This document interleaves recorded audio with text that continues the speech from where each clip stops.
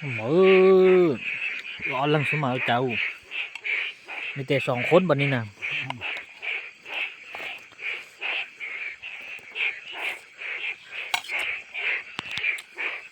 ก็จะเจาะ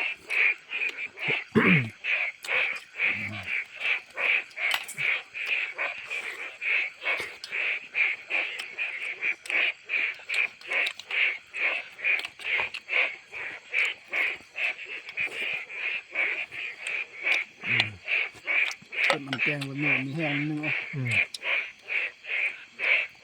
นี่ค่าใช่เนาะ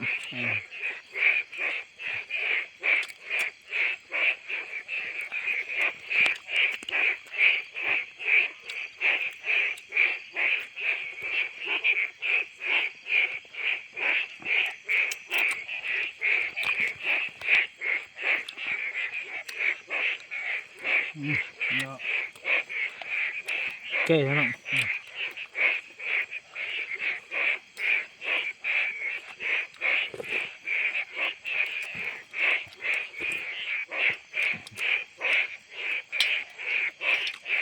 ไอ้เบิ่งใบเอาใบมานี่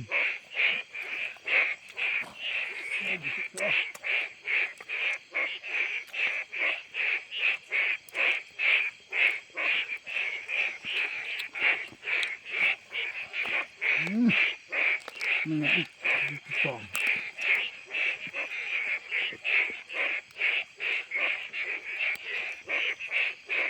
โอ้ปีกายนี่ไปยิงเนี่ยได้เท่า3เท่า4เท่า5เท่าได้10 โตมานี่กินเหรอ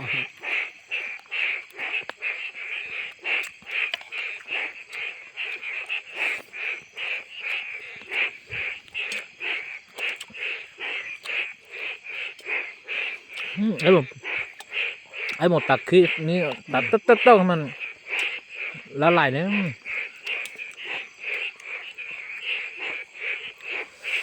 เอาไปกะเอาไปปิ้งคัดขึ้นแหละ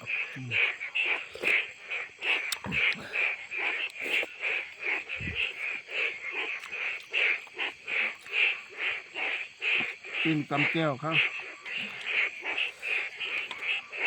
เอาซองมักไก่ปิ้งปะให้มัน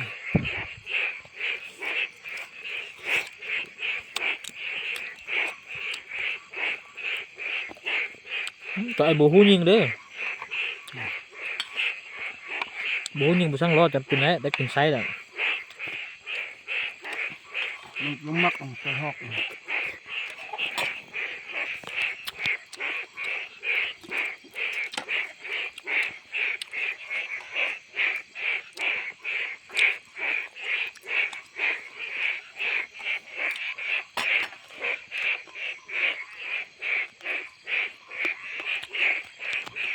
เอาจ้ะ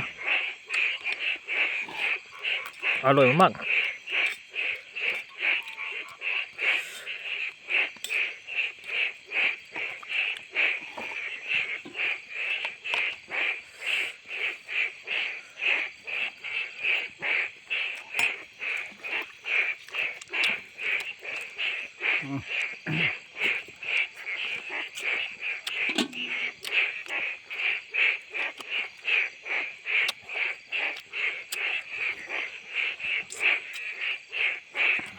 มินยอนอะไรมาแข่งอ้อมมาใส่เนาะขักเนาะ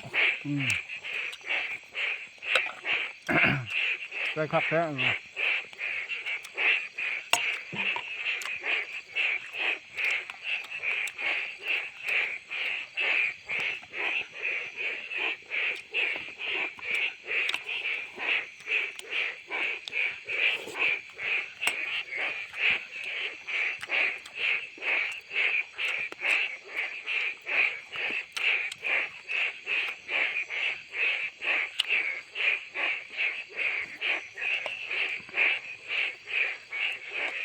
เอาลังสมัครผมเป็นช่างตาเลย